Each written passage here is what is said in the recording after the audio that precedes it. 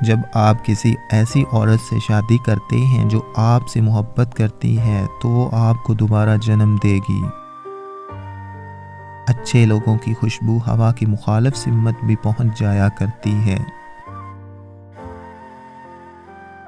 عورت رو سکتی ہے مگر دلیلیں پیش نہیں کر سکتی۔ اس کا سب سے بڑا ثبوت اس کی آنکھوں سے جھلکتا ہوا ایک آنسو ہے۔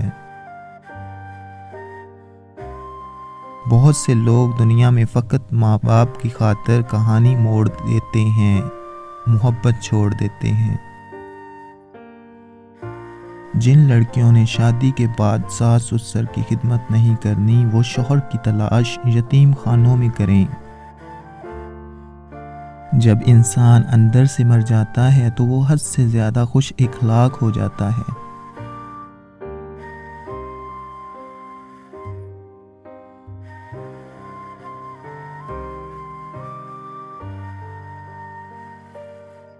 ہم ایسے عجیب لوگ ہیں کہ سکون کے لیے پیسہ کمانا چاہتے ہیں اور پیسہ کمانے کے لیے سکون گوا دیتے ہیں، اور ہماری ساری زندگی اسی الجھن میں گزر جاتی ہے کہ ہمیں سکون چاہیے تھا یا پیسہ۔